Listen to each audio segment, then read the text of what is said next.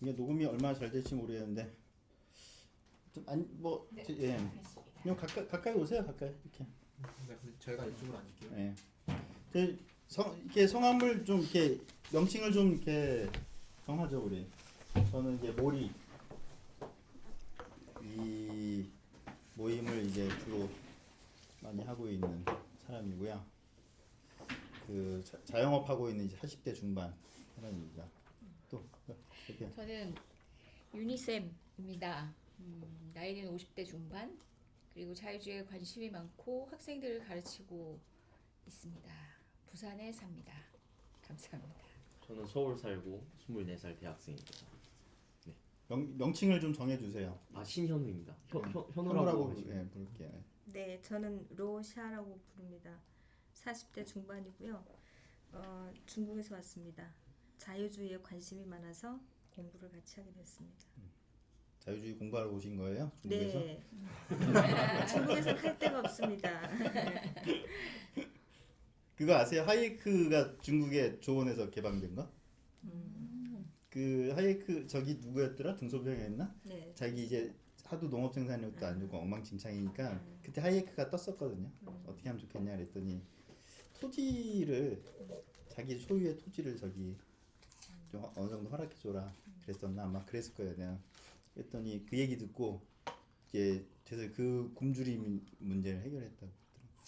자세한 거는 틀릴 수도 있으니까 네. 검색해 보세요. 제가 알고 있는 거랑 좀 다른데요. 나도 이 얘기 네. 듣는데. 그거 생산물을 자기 소유권으로 하게 해줘라. 그랬었나? 네, 맞아요. 네. 중국의 명투를 좀 길게 해줬죠. 네. 저희 안 좋은 사람. 네, 저는 안 좋은 사람이요? 김현래라고 하고요. 29살이고 상담 공부하고 있습니다. 대학원생이고요. 자유주의 궁금해갖고 왔습니다. 반갑습니다. 저는 50대 말이고요. 박미선이라고 합니다. 하이에크 노예이기를 몽창 다 외워보겠다 왜 그런 라는 부질없는 진짜 생각을 가지고 계속 반복하고 있는 중입니다. 무한 반복. 열정 좀 죽이세요 좀.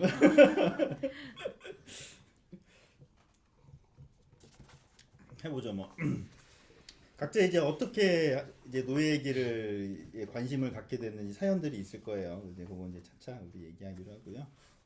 어떻게 그 읽어보시고 그 좀 어떠셨어요? 난 제일 궁금한 게 명칭을 뭐라 현래. 네. 현래 씨 어땠어요? 읽어보니까? 전반적으로 저는 내용이 그런 생각 많이 들었어요. 그러니까 자유주의를 왜 포기하게 되었나 약간 그런 쪽에서 많이 서술을 한 것 같은데 제가 심리학을 공부했을 때는 이제 사람들이 근본적으로 자유를 어려워한다. 저는 에리 프롬 쪽에서 좀 사회 심리학적인 걸 좀 공부를 했었거든요. 그래갖고 그 사람의 설명을 좀 많이 받아들여가지고 그렇게 생각했는데 하이에크의 말에 따르면 뭐 아직 제가 지금 근데 좀 챕터를 그냥 생각 안 하고 읽다가 오게 돼가지고 지금 어느 챕터를 말하고 있는지 모르겠는데 많이 읽었나 봐. 아니 속보다. 4장까지만 4장까지 장난 아니다. 와. 네. 근데 이제 제가 이해한 바로는 결국은 이제 정부가 주도하게 돼가지고 자유주의가 그러니까 순서가 제가 바라본 순서랑 좀 다른 느낌이 들었어요. 여기서는 원래 자유주의가 구가 됐었다가 과거에는 현대에 와서 오히려 정부가 주도를 하기 시작해서 자유주의가 사라진 걸로 바라봤다면 심리학에서 바라봤을 때는 개인이 자유가 버거가지고 자기 자유를 놓치게 되는 관점, 개인의 위주에서 바라봤거든요. 제가 그런 게 좀 흥미있게 봤습니다. 근데 그게 다르진 않을 것 같은데 내 생각에. 네, 그러니까 버거우니까 자연스럽게 정부가 이렇게. 그러니까 그게 가져가게 그걸 되고. 먼저라고 봐야 될지 모르겠어요. 왜냐하면 이게 그러니까 어느 순간인지 모르겠는데 경제 성장에는 이제 계획이 필요하다. 뭐 독점을 이제 그러니까 경쟁에서 독점이 오는 거기 때문에 뭐 계획적으로 해서 이거 독점을 없애야 된다. 뭐 이런 식으로 발전이 된 것 같은데 어디를 먼저라고 해야 될지 잘 모르겠어요. 사실은 이걸 읽으면서 느낀 거는 단순히 개인이 먼저인지 아니면 자유주의 중심에서 이제 자기의 이제 능력을 지키고 싶어하는 사람이 자연스럽게 그거를 고인물로 만들기 위해서 제도를 바꾸는 그런 방향성인 건지. 근데 그런 사람들의 심리가 자연스럽게 정부에게 자꾸 떠넘겨서 그렇게 역할이 넘어가지 않았을까요? 그 심리가 먼저이지. 에릭 프리의 그 자유로부터 도피 네. 에서 나오는데 그거랑 1984도 그 슬로건 중에 자유는 예속이라고 돼 있잖아요. 세계의 슬로건 중에 중심이. 저도 궁금하네요. 그게 개인부터 나왔는지. 근데 사실 에릭 프리는 약간 포스트 모더니즘 쪽 이제 조금 약간 그런 그쪽이 쪽 성향을 있구나. 갖고 있는 분이신데 저도 궁금하네. 아직 안 읽어봐서 잘 모르겠어요. 근데 안 읽어본 사람이 순수한 질문을 던져주는 거 좋은 거야. 네. 저 질문자 하겠습니다. 네. 글쎄 근데 뭐 하실 말씀 있어요? 자유가 어떻게 그 자발적으로 정부한테 위임을 한 건지. 근데 그건 나는 선후는 특별히 차이는 없다고 보는데. 그러니까 그렇게 바라보게 되면 이제 이게 만약에 개인에서 양도가 된 거다. 그러니까 정부에서 시작돼가지고 개인이 점점 바뀌어간 거라는 관점이라면 정부가 먼저 바뀌어야 되는 게 많지만 개인에서 양도가 시작된 거라고 얘기를 하면 당연히 언제나 개인이 먼저 바뀌어야 되는 게 맞는 거라고 생각하거든요. 그러니까 완전 순서가 다른 것 같아요. 아무리 정부에서 바꾸려고 해도 개인이 준비가 안 돼 있으면 자연스럽게 사회주의로 언제나 흐르는 거고 개인이 준비가 되어 있으면 사회주의가 될 수가 없는 거잖아요. 그래서 사실은 이 선후 관계가 중요하다고 전 느껴졌어요. 어느 지점에서 바라봐야 할지. 이제 어차피 근데 이제 서로 조금씩 더 하면서 더 영향을 주고 받으면서 더 그 저희 막 기차가 달려 가속이 붙는 거니까. 네. 그렇지만 나는 그 입장에서 나는 개인의 문제가 네. 그런 거에 이제 근본이었다고 보기 때문에 저도 좀 예, 같은 그래서 입장이라서. 더 이렇게 좀 느리겠지만 사람들 한 명 한 명의 생각을 바꾸는 게 우선이라고 나도 생각하는 거고. 근데 아마 1장 2장이 나올 텐데 여기 딴 거랑 헷갈리는 건가? 그 네, 저 헷갈리는 것 자유라는 게 사실은 타고난 것이라고 같아요. 네. 인간이 그 항상 타고나는 것이라고 보지 않거든요. 근데 우리가 그런 착각 속에 빠져 있잖아요. 자유는 우리가 모든 인간이 추구하는 당연하게 추구하는 것이다라고 하지만 이 책의 핵심 내용은 자유는 투쟁하는 것이다. 자유는 우리가 생각보다 네. 그냥 별거 아닌 이득에 의해서 넘겨주기 쉬운 것이다라는 얘기를 하는 거예요. 근데 이제 저희 심리학 쪽에서 바라보면 자유는 타고난 거라고 보는데 이제 사람들이 그가 자유를 포기하게 되면 정신병이 오게 되는 거거든요. 그래서 과거에는 정신병이 더 적었다면 현대에는 물질적인 풍요를 얻었지만 정신병이 문제가 되는 시대가 왔다고 많이 현대 심리학자들이 보기 때문에 이 정신병이라는 게 결국은 몸을 죽이는 거잖아요. 그거 똑같이. 그런 관점에서 봤을 때 좀 심리학 쪽에서는 자유는 인간의 본성이다 라고 보긴 해요. 근데 그 심리학에서 얘기한 자유는 어떤 관점이에요? 저는 되게 비슷하게 여기서 봤어요. 이제 잘못된 자유, 그 힘, 무엇을 하기 위한 힘, 능력을 자유라고 이제 착각을 하면서 거기서부터 문제가 빚어졌다고 얘기를 하는데 네. 심리학에서 말하는 자유는 어떤 아. 걸 얘기하는 거예요? 뭐뭐를 할 수 있는 자유? 표현할 자유라고 하는 게 좀 정확히 맞는 것 표현할 자유? 같아요. 네. 그러니까 좀 애매하다 그거는. 네, 왜냐하면 이게 아까 오면서 이렇게 얘기를 계속 많이 나눴었는데 야, 네. 훌륭한 분 모자 주는 그러니까 그러니까 그러니까 결국은 얘기 나왔던 게 자유 방임으로 가게 되면 결국 아나키즘 쪽이나 결국 나쁘게 되는 거 아니냐 약간 이런 식으로 많이 바라보는 관점이 있는데 우선은 이건 제가 공부하는 심리학의 관점이에요. 제가 공부하는 심리학의 관점에서는 인간이 행하는 어떤 것들이 그러니까 내가 정말 행하고 싶은 그것들이 절대 타인에게 해를 끼치지 않는다고 보거든요. 왜냐하면 이게 다 관계 속에서 이루어진 관계 속에서 의미가 탄생하고 관계 속에서 느낌이 발생하는 거기 때문에 이 관계장을 위한 느낌인 거지 나만의 느낌이라는 건 사실 없다고 봐요.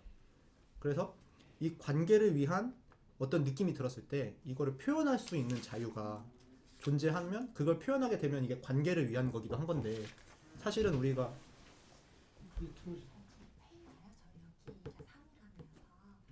네. 그렇기 때문에 이제 그 표현을 하는 자유인데 헷갈리네 갑자기 말을 하다 중에 끊겨가지고 그냥 편집하면 돼요. 네. 편하게 얘기. 나도 모르겠다. 편집 누가 해주겠지.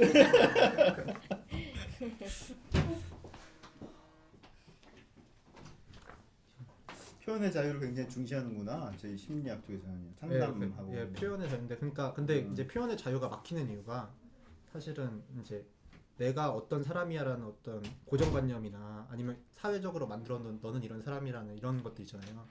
그런 것들이 사실은 표현을 못하게 막고 있고 오히려 그런 거에 도전하지 못하는 것 자체가 자유롭지 않다고 보는 거죠. 예속되어 있다. 약간. 그러니까 표현이라는 게 뭐 때려 부시거나 누구를 막 화내게 하거나 뭐 그런 게 아니라 그냥 나는 지금 이런 상태다. 라는 것 맞아요. 자체의 표현을 못하는 걸 사실은 문제라고 봐요. 근데 그 정도의 자유가 보장되지 않은 차이가 있나? 근데 그쵸. 그거는 보장은 돼 있는데 네. 이게 그러니까 무의식까지를 다 그런 식으로 봐요. 그러니까 무의식까지는 보진 않는데 어떻게 보냐면 이제 겉으로는 해도 돼 이렇게 말을 하지만 속으로는 이게 하기만 해봐. 약간 이런 느낌이 이중 메시지가 많이 들어간단 말이에요. 사회적으로 했을 때 그 이중 메시지를 뿌리는 것 자체가 이 지금의 그냥 언어적인 규칙을 지키기 위한 그런 거라 보기 때문에 그거를 표현할 수 있는 용기가 필요하다고 보거든요. 그거를 표현하지 못하는 것 자체가 사실은 자유주의를 망가뜨리는 가장 근본 요소가 아닌가라는 생각이 들긴 해요. 그죠. 근데 사람마다 그거 알면서도 그냥 참고 이렇게 지내는 사람들은 그쵸. 그런 자유가 없는 사람이라고 보기는 어렵지 않아요? 근데 그거를 참고 지내는데 이제 그게 있어요. 자기가 이 상황 자체에서 자기가 안 하고 넘어가는 것도 상관없거든요. 근데 해야 할 때를 못 할 때가 굉장히 많다 이거죠. 사람들이 기본적으로 성질상. 왜냐하면 하면 뭔가 거스르게 되고 뭔가 집단에서 따돌림 당할 것 같고 그런 게 굉장히 많기 때문에. 근데 사실은 사회적으로 바라봤을 때 우리가 자기 주장을 못하는 이유도 대부분 그런 이유잖아요. 뭔가 이거는 꼭 말해야 될 것 같은데 말하면 안 될 것 같은 분위기. 이거를 근데 그게 말할 수 있는 사람들은 정말 용기 있는 사람들이고 그런 용기 그렇게 말해도 된다 그런 삶이 존재한다라는 거를 좀 이끌어가는 쪽이 제가 공부하는 상담인 것 같아요. 근데 그건 상담 측면이긴 한데 그러면은 그런 어떤 좀 암묵적인 강압에 의해서 표현을 못한다고 하는데 그 뒤집어 생각하면 내가 굉장히 힘이 강한 사람이야. 그래서 내가 하고 싶은 표현을 마음대로 하는 게 누군가에게 암묵적인 강압이 되는 경우라면 그런 자유도 허용돼야 되는 거? 그 자유는 허용돼야죠. 그것도? 네, 그 사람이 얘기를 하는 거는 허용돼야죠. 그러니까 그게 근데 그러니까는 얘기하는 것만의 의미가 담겨 있는 건 아니잖아. 표현이랑 그 사람 그런 그렇죠. 사람이. 그렇죠. 근데 정확히 이해를 못했어요. 그러니까 이제 예를 들어서 뭐라고 표현해야 되나? 검찰총장이 범죄자한테 가서 죽을 수도 있겠네. 뭐 이래 버리면 자기 표현한 건데 뭐 그냥 사형당할 수도 있겠네 이렇게. 암묵적인 그러니까 뭔가 이렇게 권력의 단계나 이제 그렇게 암묵적인 것 때문에 표현 못하는 거가 또 포함하는 거라면 반대 입장에서 네.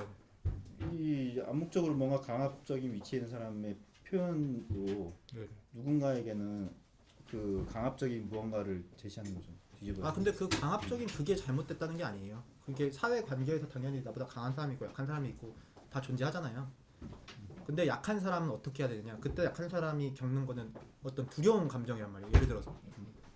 근데 그거는 약간 검찰이랑 좀 특수한 관계니까 사실은 뭐 도망갈 수 그런 건 없지만 예를 들어서 강자와 약자 사이에 그냥 단순하게 생각을 해보면 약자가 두렵다면 도망가는 게 맞는 거거든요. 아니면 뭐 그 상황을 떠나거나 죄송합니다 하고 도망가거나. 그런데 여기서 다르게 바라볼 정도는 야 도망가면 찌질하고 못난 놈이지 약간 이런 목소리가 계속 들린다고 해봐요. 사회적 그런 압력 때문에 남자라면 맞서 싸워야지. 약간 그런 것 때문에 오히려 내가 지금 하고 싶어하는 그거를 하지 못하는 그런 많은 상황에서 내가 하고 싶은 거를 할 수 있는 그런 것들이 자유라고 보는 거예요. 좀 다른 측면의 접근이기 좀 시각이긴 하다. 네. 이건 사회학적인 의미. 그래서 좀 궁금해서 같이 공부를 좀 해보고 싶어요. 사회학 쪽에서.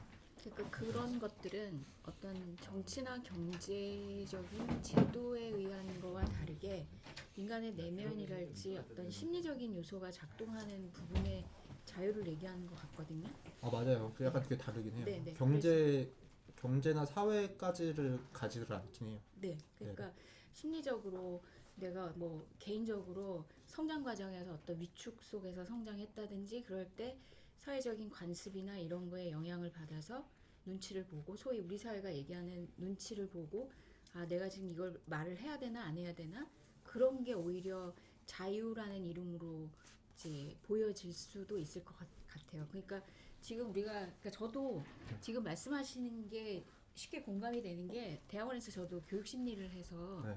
이제 상담을 전공을 했기 때문에 무슨 말씀을 하시는지 잘 공감은 되더라고요. 근데 지금 우리가 얘기하고 있는 이거하고 약간 결이 다르다 그럴까? 뭐 근데 저도 그런 생각이 드는데 아 저렇게 연결시켜서 자유를 다시 한번 고민해 볼 수도 있겠다.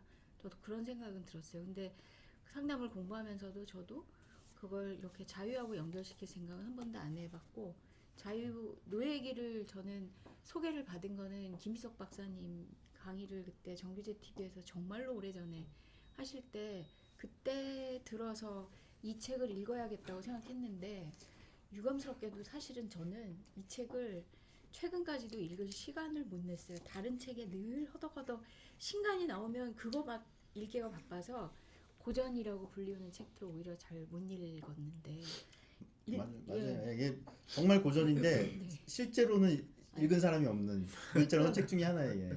그러니까 뭐지 국부론을 뭐 안 읽은 교수님들도 많다는 그런 얘기처럼 부론도 맞아 대표적인 네. 책이죠, 진짜. 그래서 이제 제가 오늘 이걸 공부를 하니까 열심히 책꽂이에서 먼지 푹 불고 이제 꺼내 오긴 했는데 아직 저도 이렇게 드문드문 발췌독은 한 번씩 했어도 이제 제대로 안 읽었고 특히 앞쪽은 안 읽었어요. 그러고서는 책이라도 들고 오자 싶어서 왔는데 그러니까 물론 압축적으로 누가 얘기한 거를 쓱 훑어보거나 뭐 유튜브 같은 데서 스치듯이 들었고 이 책이 어떻게 해서 노예가 될 수밖에 없는가 그런 길로 갈 수밖에 없는가에 대한 경고 뭐 메시지 이런 거라는 얘기만 듣고 그걸 근데 거의 오랜 동안 이 자유주의 쪽에서 이런 강의 저런 강의를 들으면 자연스럽게 접해지는 얘기라서 이 책의 내용을 하나도 읽지도 않은 주제에 마치 다 아는 듯한 그런 생각으로 지금까지 있었던 것 같아요. 그래서 저도 그래서 이걸 공부하겠다고 말씀을 하실 때 아, 정말 제대로 한번 그러면 강독하듯이 그렇게 해야 되겠다 싶어서 온 건데 오늘 말씀하시는 거 이제 들어보니까 아, 그렇게 접근해서 자유를 또 한번 볼 수도 있겠다 그런 생각은 드는데 지금 그 제가 학교에서 요즘 애들하고 하고 있는 게 정의의 단원이에요. 그래서 정의가 뭐냐 애들한테 물으니까 0.1초의 망설임도 없어요. 정의는 뭐냐? 힘이죠. 정의는 힘이라는 거야. 그러니까 힘 있는 사람이 그 데피니션을 하면 그건 다 저스티스가 될 수 있다는 거죠. 17살짜리들이 그렇게 얘기하거든요. 그래서 그렇게 보여질 수도 있는 게 정의다라는 거라면 자유도 마찬가지겠다. 자유도 우리가 지금 고민하는 자유는 그 어떤 자유여야 하나. 지금 아까 거의 무의식에 가까울 정도로 내면에 있는 건데도 그것이 표현되어질 수 있을 때 자유다라고 상담을 하는 분들은 또 그렇게 생각할 수도 있는데 정치적 자유, 경제적 자유 이게 다 그럼 다른가?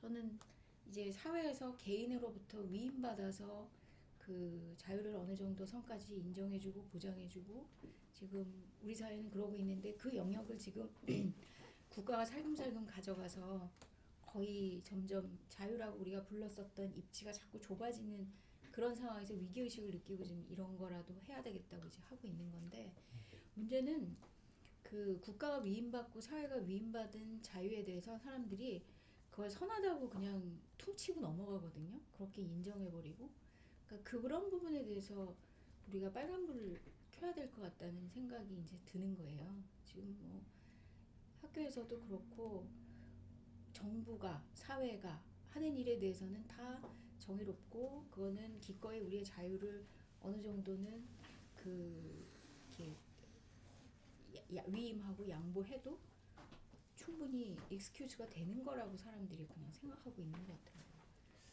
그래서 그런 부분에 대해서 좀 잠깐 이름이 뭐라고 또 까먹었어. 현래. 현우 현래. 현래 씨 얘기를 듣고 생각해 보니까 네. 저기 뭐야 간섭받지 않을 자유에 가까운 것 같아요. 그거는 좀 근본적인 거기에 맞는 것 같고. 근데 저기 아무튼 뭐 그 얘기를 시작하죠 뭐. 그럼 저기 일단 그 책의 배경만 제가 조금 설명을 드리면 이 책이 쓰이기 시작한 게 38년, 39년, 38년쯤에 이제 아이디어를 하이에크가 그래서 이제 39년, 40년에서 이제 출판이 44년에 됐는데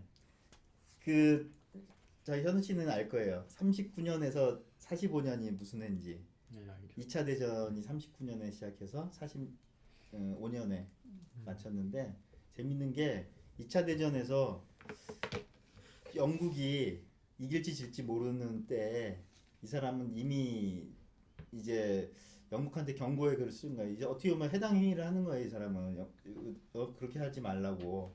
왜냐하면 이게 오히려 분열을 획책할 만한 글을 이제 쓴 건데 왜 이 사람이 이 위기라고 생각을 했냐면 내가 얘기했듯이 30년대는 22년쯤에 그 노동당이 영국에서 노동당이 완전히 이제 기세를 잡으면서 그때부터는 거의 노동당이 얘기하는 복지 그다음에 이제 그 집산주의 정부가 무언가를 이끌어서 이제 뭐 해야 된다는 사고방식들이 이제 퍼지면서 이게 보수당 입장에서도 노동당의 정책을 받아들여야 뺏기지 않는다는 생각에서 30년대는 거의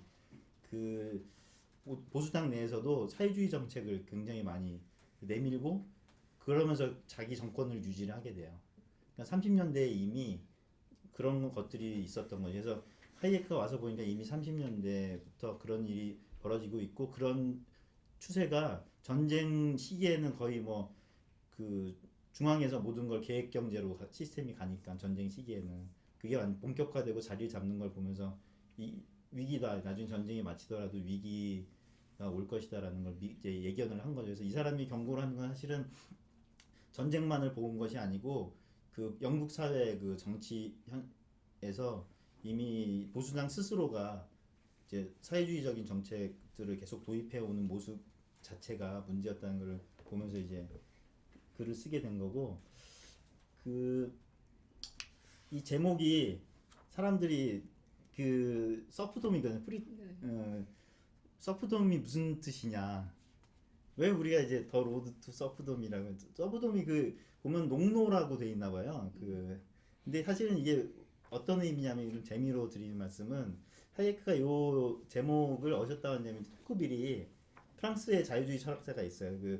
프랑스는 기본적으로 이상주의 철학자들 사회주의 배경이 많은데 굉장히 외롭게 어떻게 보면은 자유주의를 저기 한 사람 공부를 하고 이제 전파한 사람인데 토크빌이 저작 중에 굉장히 로드 투 서비튜드라는 문구가 있어요.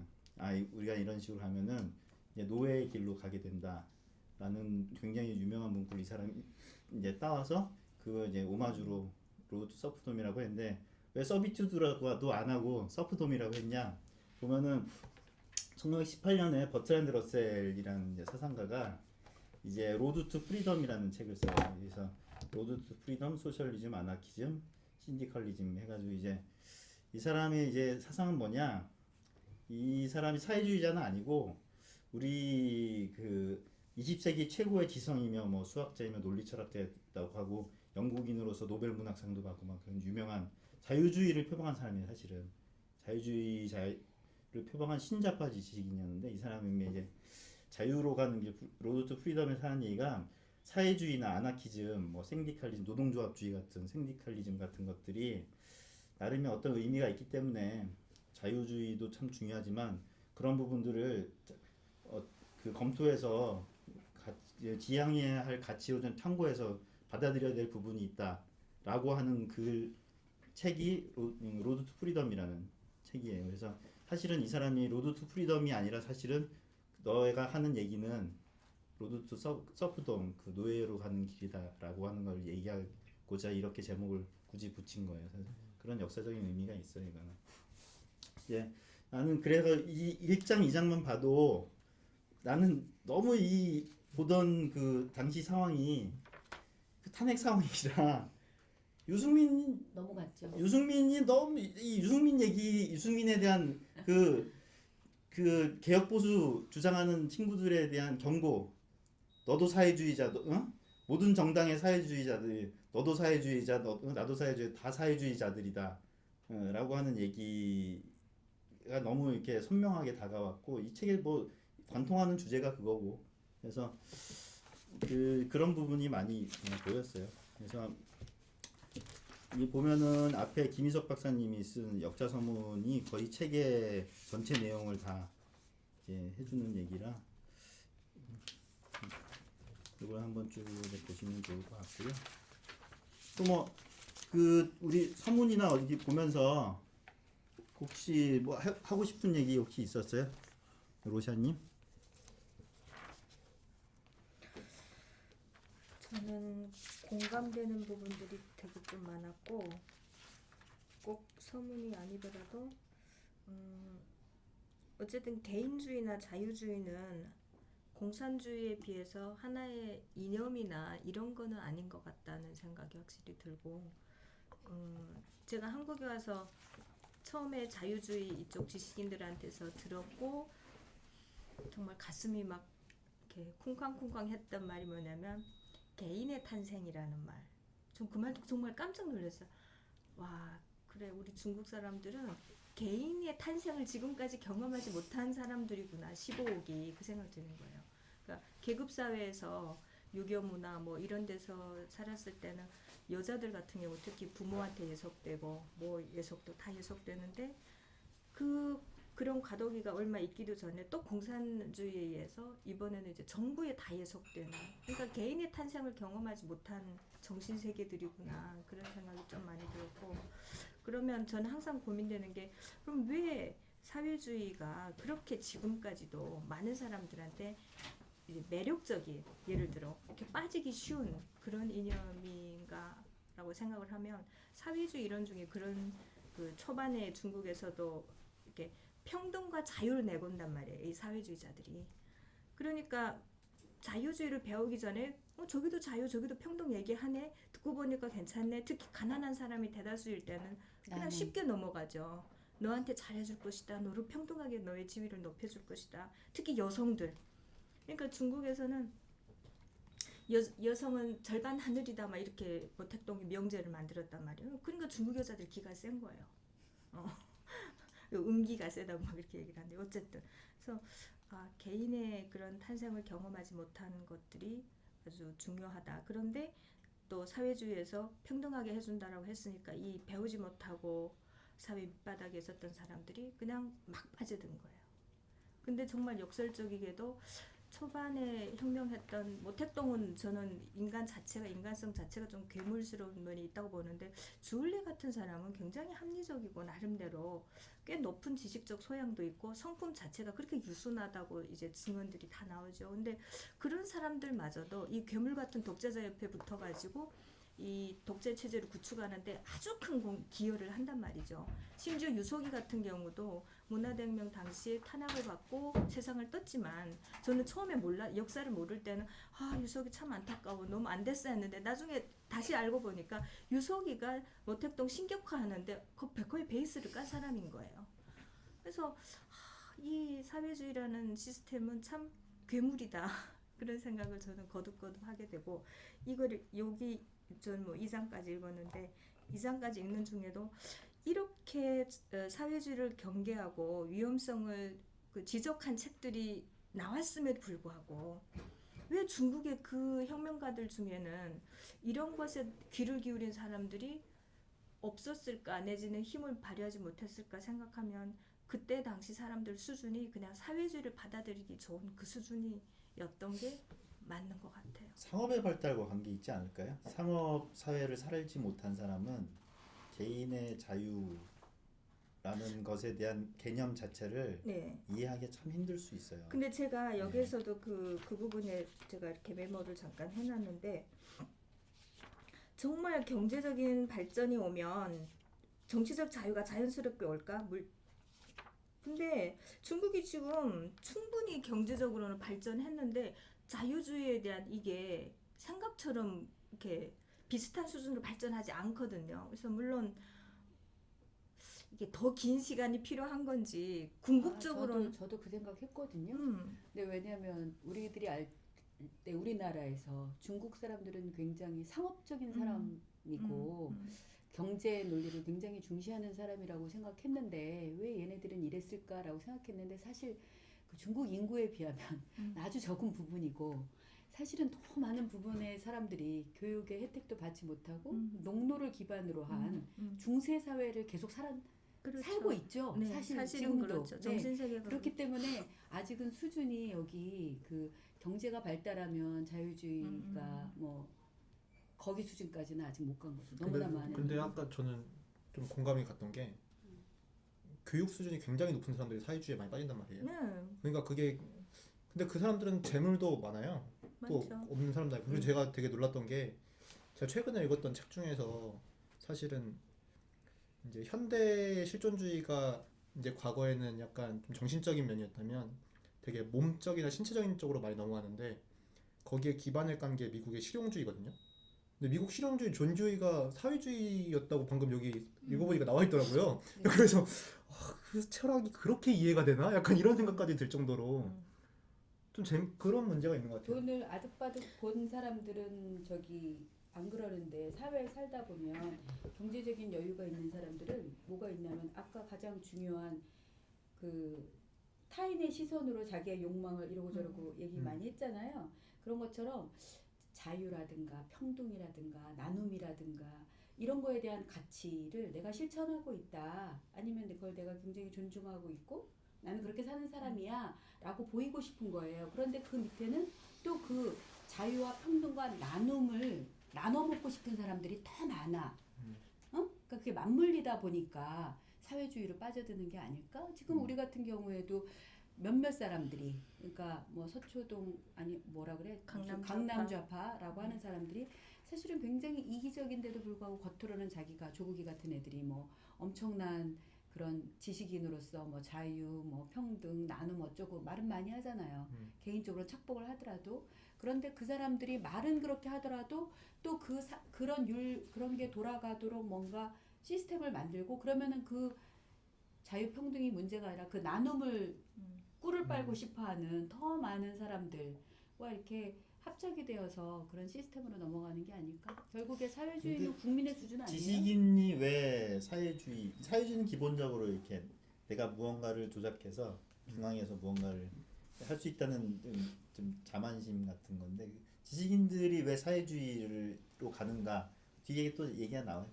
아, 그래요? 뒤에 나오니까. 근데 요번에 오늘 뉴스였나요? 어저께 뉴스였나요? 헝가리 같은 경우에도 헝가리 지금 그 수상이 원래 공산주의였다 자유주의였다가 다시 또 이제 사회주의로 갔는데 요번에 푸틴이 오면서 굉장히 뭐 엄청 대접을 잘해줬다고 하더라고요. 그런데 중요한 건 헝가리 자체도 국민들이 잠깐 자유를 좋아했는데 자유를 잠깐 만끽했어요. 근데 자유를 잠깐 만끽하는 동안에 제가 헝가리 사람들이랑 많은 얘기를 하게 됐는데 분위기가 뭐냐면 그래도 옛날이 좋았어.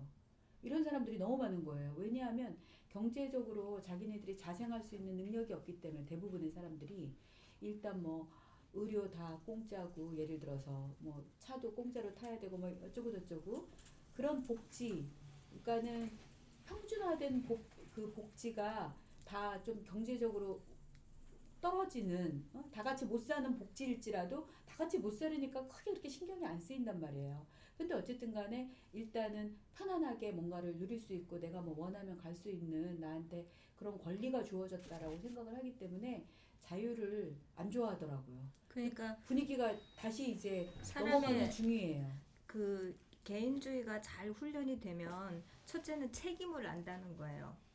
개인이 한 행동에 대해서 좋든 나쁘든 내가 결과적으로 책임져. 근데 사회주의에 길들여진 사람은 책임을 안 나의 지죠. 책임에 대한 의식이 전혀 없어요. 네, 맞아요. 그리고 중국은 뭐 한국은 뭐 작은 회사라도 사장이 잘못하면 뭐 사장이 잘리든가 예를 들어 하다못해 뭐 밑에서 막 항의를 해서 물러나든가라도 하는데 중국은 공산당 중앙에서 딱 봐서 이 사람이 문제된 당이 결정하는 거지 그게 네. 전혀 어떤 그 자기 시스템 안에서 책임 소재가 없는 거죠. 그러니까 정말 노예적인 거예요. 중국 그 사람들도 보면 그리고 남 탓하고 그게 너무 비슷한 거예요. 맞아요. 사고가. 그러니까 과거를 기억했을 때도 편집적인 거예요. 좋았던 것만 기억하지 그때 못 살아서 가난해서 배고파서 얼마나 지질이 고생했는지는 기억이 안 나고 지금 당장 좀 자유주의에서 개인이 분투해야 되니까 그런 게 싫으니까 그 게으른 생각이 나는 거예요. 그래서 인간의 속성은 진짜 제가 보면 사악하기도 하고 게으르기도 하고 그 탐욕 뭐 이런 게 확실히 많은 것 같고 그 다음에 중국 공산당도 그렇지만 이 백성들을 세뇌시킬 때 가장 먼저 했던 작업이 니네를 이제 평등하게 해준다, 자유롭게 해준다 그런 이제 의식을 심어주면서 다 정치화한 인간으로 만들어 본 거예요. 사회 동참형 인간으로 만든 거예요. 그러니까 옛날에는 아무 생각 없이 그냥 농사짓고 살고 집에서 바느질하고 이렇게 살았는데 니네는 다 이제 동원돼야 된다라는 거를 하니까 자기 수준에 맞는 그 정치인들을 좋아하게 되고 그렇게 된 거예요. 정치화되는 예, 거죠. 그리고 중국 공산당이 제일 싫어하는 게 누구냐면 지식인이에요. 지식인을 문화대혁명 당시에 다 죽었죠. 네, 다 죽였어요. 선생님들을 그냥 다 끌어내서 때려 엎고 막 선생님들이 여기 이렇게 하고 투쟁하고 했거든요. 근데 그게 뭐 택동 스스로가 지식인 출신이 아니었기 때문에 오는 콤플렉스였다라고도 하지만 실제 지식인이 어쨌든 변화에 제일 민감하잖아요. 세계는 이렇게 돌아가는데 뭐 이런 얘기를 한번 하면 그냥 때려 엎는 거죠. 그래서 중국에서 그 6.4 천안문 사태고 전후로 자유주의에 대한 그 붐이 일었어요. 80년대 초중반에.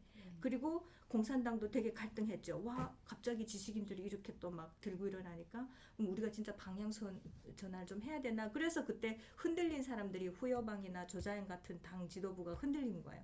나중에는 다 가택연금 당하고 뭐 그렇게 된 거잖아요. 그러니까 그때 당시 지식인들 지금 다 망명해서 지금 미국에 가서 유튜브 하면서 떠들고 있죠. 근데 아무튼 국내에서는 할 수 있는 경우 경제가 그 어느 정도 수준에서 경제에서는 변하지가 않는 것 같아요. 그 한 단계, 그 경제도 그 한 단계를 뚫고 나가 위로 올라가야지 사람들이 자유에 대한 어떤 확고한 신념이 있지. 그러니까 아예 많은 사람들 말고 이 중간치기. 근데 근데 궁금하다. 말해도 돼요? 예, 말씀하세요. 자유 있습니다. 왜냐하면 그 미국이나 사실 그러니까 약간 트럼프 제가 잘 모르겠지만 약간 독재의 향기가 약간 느껴지는 그런 느낌이 있거든요, 트럼프한테. 그리고 우리 한국 사회도 경제가 어느 정도라고 뭐 해야 될지 모르겠지만 자유를 그렇게 원하는가? 약간 그런 느낌도 들어요, 사실은. 그렇게 말했을 때는 도대체 상업이 그러면 얼마나 발달을 해야지 도대체. 그래서 네. 사회주의 이론이나 그 황장엽 그분이 하는 인간 중심 철학에서 그 얘기를 항상 하는 게 인간은 이제 동물적인 존재이면서 사회적인 존재다라는 얘기를 많이 하고 그 중에서 사회적인 존재라는 걸 되게 많이 강조를 해요. 그러니까 사회적인 존재라는 거를 강조를 하니까 사회의 어떤 시스템 안에서 자기가 어떤 이념을 가지고 복종하고 그런 거를 생활화하게 만든다는 거죠. 헝가리도 그렇듯이 푸틴도 지금 다시 향수로 인해서 또 그렇게 엄청난 지지를 맞아요. 받고 그렇잖아요. 근데 이 아까 약간 조금 연장선상인데 그 자유 부분에서 자유를 열망하는 듯한 혹은 뭐 진짜 자유일 수도 있고 뭔가의 운동이 일어나 민주화 운동이 됐든 뭐 혁명이 됐든 일어나고 나서 꼭 엄청난 독재자가 등장한다고 하더라고요. 그 프랑스 혁명 이후에 나폴레옹이라는 사람이 등장했고 뭐 등등 우리나라도 뭐 누구는 4.19 다음에 박정희라는 사람이 등장했고 그거는 다시 자유를 예속하게 되는 우리나라는 좀 개념은 좀 다르겠지만 그런 개념인데 그것도 이 책에서 설명을 해주나요? 해줘요. 근데 이제 나는 그 상업의 발달 이게 토대가 물적 토대, 경제적인 토대가 모든 것을 또 보장해 주지는 않거든요. 그리고 상업이라는 게 또 발달이 되려면 개인주의, 자유주의적인 인간들이 또 많아져야 상업이 또 발달이 되는. 서로 주고받으면서 나는 간다고 보고. 그래서 중국 같은 경우에 이 정도 발달을 하면 바뀔 것 같은데 왜 안 바뀌지? 난 이미 그 내에서도 씨앗이 난 숨겨져 자라고 있다고 보고 이제 그래서 사실 탈출해 나온 사람들이 굉장히 많잖아요. 해보다 안 돼서 탈출해 나오고 굉장히 중국의 무시무시한 자본들이 많은 사람들이 오해를 해요. 그 중국의 자본들이 자기 나라 잡아먹으려고 침탈한다고. 내가 보기엔 그렇지 않거든요. 탈출해 나오는 건 최대한 거기에서 좀 상업적인 뭔가 부딪힌 게 많으니까. 그래서 이거는 이미 분열의 씨앗이 생기니까 상업이 발달하면 중국이 그래서 더더욱이 그거를 억압하려고 파시즘적으로 가는 거고요. 아까도 주블레 얘기를 하지만 그런 사람들의 어떤 좀 따뜻한 무언가를 좀 공공의 무언가를 하겠다고 하는 사람들이 결국에는 아까 버트란드 러셀 같은 결국에는 새로운 파시즘적인 그런 정부를 만드는 게 왜냐하면 정말 따뜻한 마음이 구현되려면 그렇게 강력한 독재가 아니면 구현이 안 되기 때문이다. 결국에는 따뜻한 마음을 실현하는 그 수단은 결국에는 독재적 방식으로 갈 수밖에 없다라고 하는 게 이 사람의 이제 이 책의 내용이고 여기 보면 페이지가 같은지 모르겠는데 이런 내용이 나와요. 이제 불행하게도 목적과 수단의 관계는 크게 오해되고 있다. 이게 출판 50주년 기념판 서문인데 저는 16페이지인데 아마 페이지 다를 것 같아요. 그래서 이제 불행하게도 목적과 수단의 관계는 크게 오해되고 있다. 가장 개인주의적인 목적들을 고백하는 사람들 가운데 많은 이들이 내적 모순을 인식하지 못한 채 집단주의 수단을 지지한다. 사회적 악들이 사악한 이들의 행동으로부터 기인하며 그래서 만약 단지 선한 사람들이 물론 자연스럽게 우리들처럼 이런 선한 사람들이 권력을 가지기만 한다면 모든 것이 다 잘 될 것이라고 믿기 쉽다. 그러니까 그게 굉장히- 함정인 거죠. 굉장히 우리 그 보수 우파들이 갖고 있는 대다수가 갖고 있는 생각이 사실은 근데 이게 결국에는 이게 잘못됐다는 거죠. 자유주의자들은 사실은 굉장히 불편한 존재들이에요. 우리가 권력을 빨리 뺏어서 했으면 좋겠는데 그게 아니라고 불편한 소리를 계속 내는 사람들인 거죠. 그러니까 강용석 같은 사람이면 너 고소 나 고소 하듯이 너도 사회주의자 이게 이런 인간들이다 했어요. 얘네들은 정말 미친놈들이다 하고 처음에 이제 자유주의에 대해서 우리의 생각을 받아들였지만 결국엔 자유주의자가 불편해서 어느 조직이든지 뱉어져요. 그런 모습들을 계속 봐요, 제가 보면은. 그래서 좀 그렇게 불편한 존재인데 그게 사실이니까. 그래서 우리는 계속 어떻게 보면은 좀 그런 내가 항상 비유하듯이 모래알 같은 존재, 이렇게 불편한 모래알 같은 존재가 자꾸 목소리를 내야 우리 내부에 스스로 버트란드 러셀 같이 사고 방식으로 일단 뭉쳐서 집단주의적인 방식을 채택해서 뭔가 우리 자유를 쟁취하자는 잘못된 사고 방식에 빠질 수 있는 걸 막아낼 수 있다는 얘기를 하고 싶은 거죠. 그래서 그다음에 이제 또 볼까요? 우리 앞쪽에서 할 만한 얘기가 또 있을까요? 자. 제가 아까 말씀하신 것 중에 중국은 왜 경제적 소득이 급성장했는데 자유에 대해서 그렇게 민감하지 못한가? 제가 그냥 주워 들은 거로 의하면 중국이 최근에 들어서 그렇게 부를 많이 축적하고 해외에 나가서 굉장히 돈이 많은 사람들이 행세를 하는 이유가 경제적인 인플레이션으로 인해서 땅을 많이 가지고 있었던 사람들이 땅값이 상승하면서 소득이 급증했다는 얘기를 많이 들었거든요. 근데 그렇다면 우리가 사실 자본주의의 역사가 100년 이상, 200년 이렇게 된 사람들은 거래를 통해서 제조업을 통해서 어떤 거래가 이루어지려면 자유가 있어야 거래를 하고 그것이 오랫동안 축적이 돼서 어떤 재산을 형성하게 되고 그게 자본주의 토대가 됐다고 생각이 돼요. 근데 급격하게 최근 몇 년 동안에 인플레이션으로 인해서 땅값이 올라서 땅 부자가 이제 졸부가 돼가지고 전 세계에 나가서 자기들이 돈이 있다고 이제 돈을 뿌리고 중국 사람들이 그러나 전체적으로 봤을 때 GDP는 올라갔을지 모르지만 오랜 동안에 어떤 시장 경제를 토대로 해서 자본이 축적되고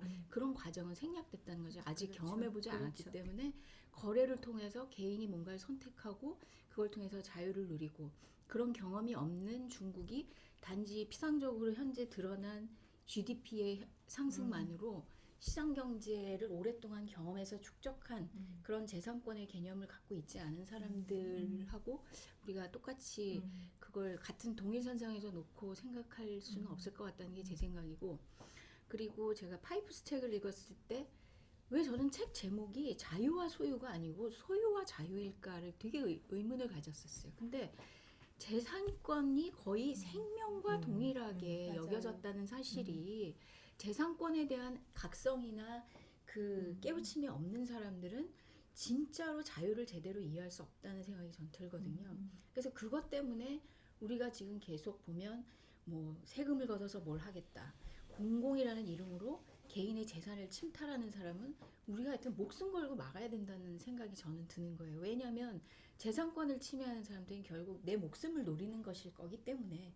그래서 이 노예의 길도 이렇게 굉장히 부드럽고 아주 뭐 그 유려한 말로 우리를 꼬시고 속이지만 평등을 줄게, 복지를 줄게, 최소한의 생활을 보장해 줄게 라는 것은 결국 내 목숨을 갖고 장난치겠다는 말이나 다름이 없고, 뭐 정주영 조폭보다도 못한 인간들이 결국은 우리의 소유를 넘보면서, 소유권을 넘보면서, 재산권을 넘보면서 우리의 생명을 노리는 것이다 라는 생각이 전 들거든요.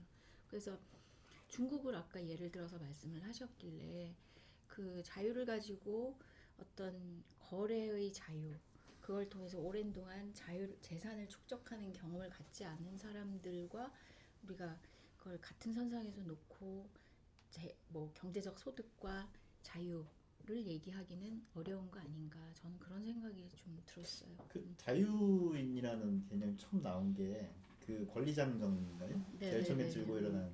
네. 거기서 얘기한 이제 그 인권 자유인, 우리 자유인은 이제 뭐 왕의 뭐 저기를 받지 않고, 거기서 말하는 자유인은 재산을 가진 귀족들이거든요. 거기서 말하는 자유인은 농노나 밑에 사람은 없었어요. 예. 그러니까 이제 뭐 그 자유란 개념이 사실은 그래서 그 자기 능력 소유가 생긴 사람은 그걸 지키기 위해서 무언가를 하거든요. 저항할 무언가가 생기고, 소유라는 게 굉장히 어떻게 보면 자유보다 나온 개념이고, 그리고 자유란 개념이 자꾸 오해받는 이유 중에 하나가 자유란 건 원래 있는 개념이 아니기 때문에 그런 점이 좀 있어요. 근데 약간 생각을 해보니까 좀 그런 게 있는 것 같아요. 그 경쟁 시스템이 하면 분명히 성공하는 사람도 있고 자유를 지키고 싶어하는 사람도 있지만, 경쟁을 했는데 실패하는 사람들은 경쟁을 좋아하지 않을 거란 말이에요. 분명히. 그러니까 그런 사람들은 자연스럽게 사회주의가 될 수밖에 없죠. 왜냐면 나도 인간인데 나는 실패했는데 그 나쁜 것만 받고 쟤는 다 좋은 것만 나도 노력했는데 막 이렇게 가게 되면, 그것도 이제 뒤에 나오는 굉장히 재밌는 핵심. 진도가 막 팍팍 나가네 혼자서. 그래서 그런 사고방식, 그런 이제 생각이 당연히 떠오르거든요. 앞에 보면 이제 거기에 대한 이제 얘기가 나와요 이제. 뒷장을 읽어주세요. 그러니까 끊임없이 사회주의라는 이 어찌 보면 이미 다 망했는데도 현실 사회에 지금까지도 명맥을 이어갈 수 있는 이유가 그런 거죠. 그런 사람들이 있는 거, 인간 세상에는 실제로. 그리고 지금 경쟁 생각해보면 싫어하고. 공무원 이런 사람들이 사실은 제도적으로 보면 노예잖아요. 그런 형성된 느낌이. 뼈 아픈 얘기 네. 다시 한번 해주세요. 밑줄 쫙 그어드릴게요. 그 아니 너 맞아 공무원 맞아 있어? 맞아. 아니 그러니까 좀 중요한 얘기라서 맞아 얘기하세요. 이 중에 공무원 있어요? 공무원 있네. 아니, 전 죽은 공무원이에요. 사립학교로서. 공무원은 한순간 왜? 무서웠어 지금. 괜찮아. 근데 아니 제 친구들 주위에서 말하는 건데, 친구들 보면 안 잘리고 첫 번째로 그냥 취업만 되면 이제부터 아무것도 안 해도 땡. 먹고 살 수 있는 그거를 대부분 원한단 말이에요. 제 주변의 친구들은. 그럼 이게 실제 사람의 민심인데 작동하는 원리고 지금 그러고 있는데, 이게 어떻게 자유주의가 들어갈 수 있을까? 약간 그런 딜레마 아닌 딜레마가 있는 것 같아요. 그래서 이 하이에크가 일단 접어들면 돌이키기 힘든 길이라고 얘기를 하는 이유가, 사회주의 시스템, 중앙 이제 경제 시스템이 자리를 잡기 시작하면 스스로 노예가 되기를 서로 이제 경쟁이 벌어져 이제 그다음부터는. 왜냐하면 무언가는 보장이 되니까, 보장이 있는 삶을 향해서 서로 공산당원이 되는 거지. 거기서부터 이제 경쟁이 벌어지고, 그거를 더 주겠다는 라인을 정치인들이 타야지. 이제 나오고. 그런 얘기도 했어요. 네. 이번에 저희 어머니랑 대화하는데, 근데 이게 사회주의를 되게 우리 본성적으로도 거부하기 힘든 게, 만약에 우리가 지금 이민을 간다고 했을 때 캐나다를 갈래 미국을 갈래 하면 나는 캐나다를 갈 것 같단 말이지. 좀 뭔가 좀 보조를 그렇지. 해줄 수 있는, 나를 보조해줄 수 있는. 왜냐면 난 지금 없으니까. 근데 이게 되게 어려운 문제 같아요. 왜냐면 지금 당장 없는 사람한테는 당장의 도움이 당장 필요하니까. 근데 어찌 보면 그게, 난 뒤집어 생각하면 우리 사회가 이미 사회주의화 됐기 때문에 그걸 두려워하는 마음이 이미 많이 퍼졌다는 그런 느낌도 있거든요. 왜냐하면 그 우리 윗세대 어르신들은 그렇지 않거든요. 미국 이민 막 가서 뭔가 하려고 좀 했고 어딜 가도 없으니까 그냥. 그러니까 그게 그만큼 우리 사회도 이미 도전 의식 같은 거 그리고 뭔가를 내가 성취하고자 하는 것에 대한 어떤 욕구 이런 게 거세가 됐을 정도로 정말 죄송한데 무슨 과정이세요? 아 여기 이병태 교수님이 잠깐 여기 좀 토론할 게 있다 그래서 여기가 사라고 그러신 거예요? 그래가지고 네. 네. 문 닫아야 시끄러우실 것 같아요. 네. 탔습니다. 그것에 대한 거기 반증 고리에 걸려 있어. 그런 것에 대한 반증이라는 생각도 굉장히 많이 들어요. 지금 젊은 친구들의 지향이나 이런 것들을 보면 사회적으로 또 뭔가 열심히 뭔가 하려는 기업가 정신 같은 거를 비난을 하지 열심히 뭔가 이러면 약간 좀 가정적인 사람을 우대한다든가 이런 문화 자체가 이 사회주의가 많이 잠식해서 그렇다는 느낌이 근데 그렇게 들어요. 가면 이게 뭐 뒷장에서 어떻게 아직 보지 않아서 잘 뭐 보장과 자유 왠지 여기가 나올 것 같은 느낌이 들긴 하는데. 그렇지. 네, 역시. 지금 보니까 어. 왜냐면 근데 방금 말했듯이 경제가 성장해서 개인의 소유가 늘어나면 지키고 싶어 하니까 자연스럽게 자유를 좀 포기하더라도 이 소유를 지키고 싶어 하는 마음이 되게 클 것 같다는 말이죠. 왜냐면 없는 사람이 도전하는 거지 있는 사람이 도전 안 하잖아요. 약간 근데 그런 없고 것도 있고도 있는 상대적인 거예요. 그렇죠. 그 아주 빈곤국에서 봤을 때는 한국의 대다수 국민이 잘 살아요. 자기 나라보다. 근데 또 한국 안에서는 상대적 박탈감이나 이런 게 또 있으니까. 그래서 저는 현실적으로 자유주의를 존중하는 사람이 대부분을 차지하면 좋은 거고 한 3분의 2 정도 차지하면 좋은 거고 실제 자기들이 예를 들어 타고난 장애가 있다든가 뭐 어쨌든 약자들이 있을 수 있잖아요. 근데 그런 약자들이 보기에 자유주의자들은 자기 편을 안 들어주는 같은 그런 착각에 빠지는 거예요. 왜냐면 정의당 같이 심상정 같이 예를 들어 조국 같이 이런 사람들이 자기네는 개인적으로 기득권을 다 누리면서 약자 편에 드는 척을 해준단 말이에요. 계속. 그러니까 이 사람들은 그게 어쨌든 감사한 거예요. 내가 아플 때 와서 같이 울어주고 뭐 또닥거려주고. 근데 실제 심상정이나 조국이 사는 거 봐봐요. 그렇죠. 그러니까 자유주의자들이 어쨌든 자유주의라는 이 가치를 좀 더 확산시키기 위해서는 약자에 대한 태도를 어떻게 가져야 되는가라는 고민을 저는 해야 된다고 생각을 해요. 근데 자유주의자들한테 대한 인식이 뭐냐면 특히 한국 우파들에 대한 인식이 왠지 기업을 막 좋아하고 노동자들이 예를 들어 불이익을 당하는 부분이 실제 있을 수 있더라도 그 노동자들을 편 안 들어주고 뭐 예를 들어 세월호 때도 보면 같이 아파해 줄 수 있는데 가네가 그런 걸 자꾸 빼앗아 가는 거예요. 근데 우파들은 사실 그런 걸 잘 못하잖아요. 못하기도 하고 이게 정서적으로 잘 안 맞기도 하고 그래서 지금 여기서 말씀하시는 게 다 그게 다 옳은 말이긴 한데 가장 문제가 제가 보는 거는 이게 사회 시스템 중에서 이렇게 언론이나 그런 거 우리가 보는 게 이제 방송이나 언론에 이런 데 비춰지는 게 다 복지를 얘기하고 어떤 포퓰리즘 얘기하고 그러니까 어떤 그런 사회적 현상이 우리가 이제 노력을 안 하냐 그 평등하게 사는 사회 계속 강조하잖아요. 나오는 뭐 요즘에 보면 뭐 차이나는 클래스나 뭐 이런 건 아니고 다른 각종 방송 보면은 다 그런 평등하고 우리가 공정한 사회에서 얘기를 하는데 그 실제 그런 얘기하는 사람들은 공정하지 않거든요. 그렇죠. 근데 그렇죠. 그런 얘기를 듣는 사람들은 저게 진리라고 생각하고 그게 맞다고 생각하니까 경쟁을 안 해도 먹고 살 수 있다 생각을 하고 그 자기가 평등하게 살면 국가에서 혜택을 주면 되는 건데 그 얘기 계속 포퓰리즘 하니까 그렇죠. 그게 당연히 우리가 받아야 될 권리처럼 느끼니까 사람들이 경쟁 안 하려고 하거든요. 예전에 제가 그 고대에서 기부를 많이 하는 거기 그 네이버 출신 거기 그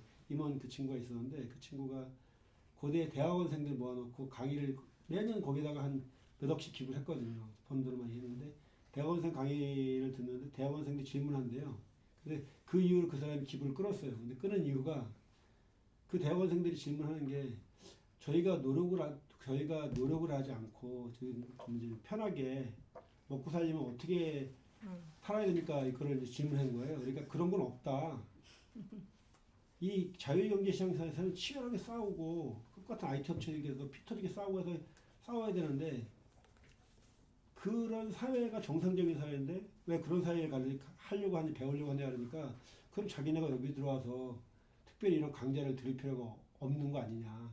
자기네는 여기 들어와서 그냥 이렇게 편안하게 어떻게 경쟁하면서 싸울 수 있는 그런 조금만 경쟁하고 먹고 살 수 있는 걸 들으러 왔는데 이 사람의 주의 강의는 이 IT 사업 때도 피 터지게 싸우고 해야 되는데 자기 그렇게 올라왔는데 얘들이 보기에는 그런 매체를 통해 보기에 이 사람이 IT 업계에서 무슨 게임 같은 거 개발해서 쉽게 해가지고 올라오는 것처럼 보이니까 쉽게 버는 것처럼 보이는데 당신은 왜 우리한테는 젊은 세대들한테는 왜 피 터지게 공정하라 그러는데 그냥 걔네들이 보이는 건 요것밖에 안 보이는 거예요. 이 사람은 내부적으로 이렇게 고생을 해서 진짜 피 터지게 해서 경쟁해서 올라왔는데 얘들이 보기에는 그냥 이 사람이 게임 같은 거 개발 잘해가지고 뭐 운칠기삼 때문에 잘 될 수도 있겠지만 그것도 엄청난 노력을 했기 때문에 이게 운칠기삼이라는 게 생기는 건데 얘네들은 그냥 모든 게 운빨로 오거나 정치에 끈 잡아가지고 올라온 것처럼 얘기해버리니까 그 친구가 그 대학원 그때 한 몇 번 강의하고 난 이후에 그 강의를 듣고 그 교대 학장한테 내가 여기 앞으로는 기부 안 하고 아무리 후배지만 이런 이 뇌 지식을 가진 애들한테는 자기가 강의를 할 그런 가치를 못 느끼겠다가지고 그것도 강의 끊고 했다는 얘기를 내가 그 친구가 들었었거든요. 그러니까 지금 이게 사회적 시스템으로 봤을 때는 이런 뭐 토론하고 이런 것들이 중요한데, 그러니까 저는 항상 뭐 문화전쟁 얘기하지만 이 방송이나 언론에서 계속 그렇게 뭐 김재동이가 무슨 뭐 아무것도 안 하는데 와가지고 그래 내가 너 따뜻하게 포옹해도 안아줄게 이렇게 하면 끝나는 것처럼 돼 있는데 실제로 안 그렇잖아요. 그러니까 그게 저는 언론이나 이런 데서 하는 방송에서 보여주는 역할이 애들을 다 망치고 있다고 생각을 하거든요. 그러니까 결국에는 애들은 이런 책을 통해서 공부하고 토론으로 성장하는 게 아니고 방송을 보고 마치 그게 모든 사람이 마치 하는 것을 진리인 것처럼 얘기하고 막 그 뭐 김용호가 나와서 뭐 밑에 뭐 저기 이제 시진핑이나 이런 것들 뭐 이제 그런 뭐 중국 대굴국기 이런 것들 얘기하면서 하는 게 다 옳은 것처럼 되니까 애들이 노력을 안 하죠. 원래 경쟁을 해야 되는데 경쟁을 안 해도 된다는 게 그 원칙이 되는 거니까 그럼 결국에는 뭐 국가에서 다 혜택해주고 복지해주면은 되는데 그게 거기에 끝은 결국엔 나라가 망하는 거잖아요. 나라가 망하면 다시 노력해서 가야 되는 거니까 다시 원점으로 돌아가는 거지. 그러니까 저는 망하고 난 다음에는 노력과 뭐 경쟁이 필요한 건데 망하기 전에는 모든 걸 국가에서 해주거나 노력을 안 해도 된다고 생각하는 게 지금 우리 현 시대에 있는 사람들이 느끼는 게 아닐까. 그래서 개인적으로는 이런 게 굉장히 중요한데 근데 그 우리 우파 내에서도 그런 얘기들이 많이 있어요. 일단 망해봐야 정신 차린다. 그렇죠. 근데 이게 생각보다 어디까지 망하면 정신 차릴까를 그렇죠. 생각을 하면 분명히 서문에 나와요. 돌이키기 힘들어진다고. 맞아요, 늦으면 맞아요. 늦을수록 돌이키기 힘들어진다고 하는데 홍콩 봐봐요. 홍콩. 홍콩도 그렇고 중국도 그렇고 우리가 근데 북한이 저렇게 하는 거 우리가 보기엔 저기 망한 것 같잖아요. 더 망할 우리가 그럼 그렇게 가지 않을 거란 보장도 없고. 없죠. 예, 그러니까 그건 아닌 것 같고 그리고 또 한 가지, 그러니까 나는 우리가 우리가 열심히 노력했으니까 성공을 하고 경쟁이 필요해서 우리가 열심히 그런 측면도 있지만 경쟁을 통해서 무언가를 자기가 받았다는 거는 그만큼 기여를 했다는 거거든요. 누군가를 만족스러운 상품을 제공했다든지 그 혁신이 우리 사회에 무언가 기여를 하고 거기에 대한 대가를 받는 정말 그거는 상업의 어떤 기본이잖아요. 그런 거에서 얻어지는 즐거움이 인간의 본성 중에 또 하나인데 그거를 스스로 자꾸 거세하고 없애고 하는 것 자체가 정말 더 문제라고 봐요. 그래서 그 아이들 같은 경우에도 보면 제가 아까 대학원생이 그런 얘기를 했다는 것도 아이들이 그런 것에 대한 기쁨을 느껴본 적이 없는 거야. 어려서부터 학원만 가고 학교에서 뭐를 잘 사는 세대에 컸잖아요. 그래서 잘 사는 세대라서가 아니라 제가 보기에는 관료제 사회이기 때문에 너는 그래서 그 점수를 잘 받으면 즐거움을 얻는다고만 했지 내가 누군가에게 무언가 예를 들어서 미국 같은 경우에 뭐 하면 아이들이 무슨 뭐 저기 주스 만들어서 뭐 팔고 돈을 번다든가 근데 그렇게 어려서부터 뭔가를 해서 이렇게 했던 애들이 나중에 기업가로 성장하기도 하는 문화들이 있잖아요. 그래서 저는 그것도 좋은데 망하고 이런 것도 좋지만 우리 스스로다가 자유주의자들이 자유의 정신, 그러니까 주고받고 대가를 받고 즐거움을 느끼고 하는 것에 그 어떤 문화적인 아이들에게 그런 경험을 시켜주고 우리 스스로도 그런 거에 대한 가치를 중시하게 어느 사회에서 거세되지 않도록 자꾸 보존하려고 하는 노력도 사실은 굉장히 중요한 그 망한 뒤에 우리가 다시 정치 세력이 모여서 뭐 하는 것도 중요하지만 저는 일상에서 그런 즐거움들이 다음 세대들에게 전달이 되게 하는 것도 중요하고 그리고 또 한 가지가 아까도 중요한 얘기 하셨는데 경쟁에 대한 혐오가 그 표방돼 있는 정치 사상들이 있어요. 우파 내에서도 따뜻한 보수, 따뜻한 보수가 경쟁에 대한 혐오예요.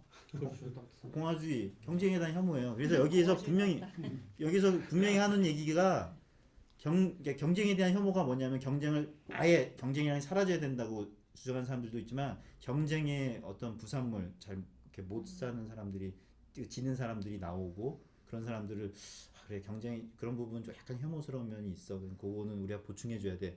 경쟁에 대한 혐오가 어느 정도 담겨 있는 거거든요. 그런 사람들은 결국엔 어느 순간 연대를 해요. 결국엔 연대를 하게 된다. 저는 그래가지고 박근혜 탄핵 또 얘기지만 박근혜 탄핵에 우파좌파가 다 똘똘 뭉쳤던 거는 사실은 박근혜가 했던 어떤 경쟁 도입들 같은 것들이 싫었던 거죠. 예, 경쟁에 대한 혐오로 똘똘 뭉치게 했다. 그래서 그런 부분들이 역사에서 많이 계속 반복되는 부분들이 있어요. 그래서 이 책에서 하는 얘기는 경쟁에 대한 혐오들로 결국에 뭉치게 하는 우리 중간 단계의 그런 사상들도 우파 내 사회주의이기 때문에 그걸 중심에 대한 징검다리다. 그쪽으로 가게 하는 징검다리라는 걸 경직을 계속 하고 있다는 거죠.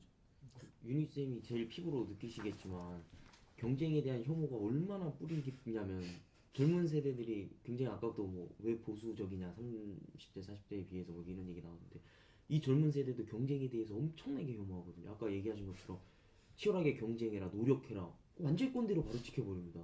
예, 뭐 다들 안 좋아하시겠지만 김무성 씨가 뭐 알바도 경험이다. 완전 그 단어 당황한 거잖아요. 근데도 그렇게 돼버리고 저는 컴퓨터를 하니까 저희 선배들이나 다 이제 사업가로 뛰어드는데 어디에서부터 이 사람들이 변질을 하냐 보니까 사업을 해서 정부에다 뭔가를 발표를 해요. 그러면 굉장한 프로젝트를 받거든요. 특히 IT 쪽에서는. 그러니까는 듣도 보도 못한 게임 회사가 탑스타들을 광고로 쓸 수 있는 게 다 기업 돈인데 그러니까 하는 걸 보니까 굉장히 시장 경제적이다가 뭐 하나 좀 만들어요. 해서 정부에 5억 10억까지도 받아요. 받고 튀고 그런 걸 하다 보니까는 다 그런- 그렇지 지금 기업들이. 기업가 정신이 있는 젊은 세대들조차도 그 맛 보면은 입 싹 다물잖아요. 예.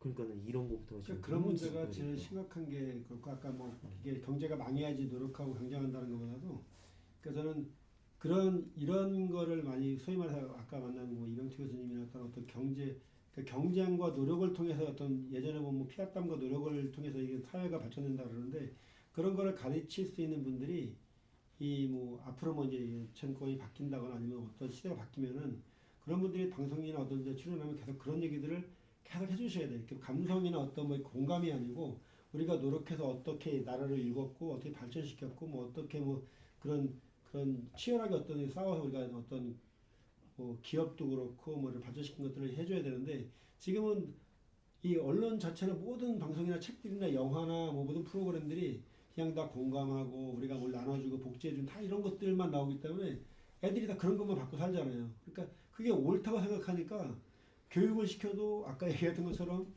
저거 또 꼰대 또 경쟁 얘기하는 이런 식이 되니까 애들한테 아무리 말을 해도 안 들어먹는 거야. 결국에는 조금 근데 너무 높은 차원에서 생각하는 거 아닐까요 우리가? 나는 경쟁이라는 게 사실은 나를 알아가고 우리 사회를 알아가는 왜냐하면 아닌 말로 내가 화장품을 고를 때도 여러 가지 중에 나한테 맞는 걸 찾으면서 나를 알아가잖아요. 그리고 드라마 여러 개 중에 내가 무엇을 보다 보면은 내가 어떤 취향이 있구나, 내가 무엇을 바라는구나, 나의 특수성, 나의 취향을 알아가는 듯이 그리고 나도 마찬가지 무엇을 놓고 경쟁을 할 때 나의 장단점을 경쟁을 계속 반복하면서 나의 그 장점을 알아가고 나를 알아가고 우리 사회를 알아가는 어떤 탐구의 과정이라는 거거든요. 근데 그 경쟁이라는 게 거세가 되지 말아야 되는 게 사실 경제적인 측면도 있고 정치적인 측면도 있지만 굉장히 철학적인 측면에서도 굉장히 중요해요. 사실은 경쟁이라는 건 사실은 대화의 과정이거든요. 그런 부분을 우리는 잊지 말아야 된다는 거죠. 그래서 사실은 경쟁에 대한 혐오라는 건 자폐적인 사회로 빠지고 우리 스스로가 뭔지를 모르고 가는 사회이기 때문에 그거를 나는 좀 낮은 단계로 우리 같은 사람들은 정치 뭐 권력 이런 걸 모르니까 아주 낮은 단계로 아이들하고 같이 좀 자꾸 아이 얘기하지만 아이랑 같이 가서 물건 쇼핑을 그 하기 더 아이한테 용돈을 주어서 그 용돈을 용돈을 알아서 용돈만 주고 알아서 하게 하는 거 이거를 알아서 너 생활을 하라고 하고 그런 아주 기초적인 단계에서 경쟁 사회에서 어떻게 살아가게 하는 그런 것들을 계속 한다면 글쎄 그렇게 살아는 아이가 이게 딱 정해진 대로만 살고 싶어 할까? 나는 그런 것도 좀 있다고 봐요. 너무 길어지니까 잠깐 끊고 쉬었다 할까요 그러면?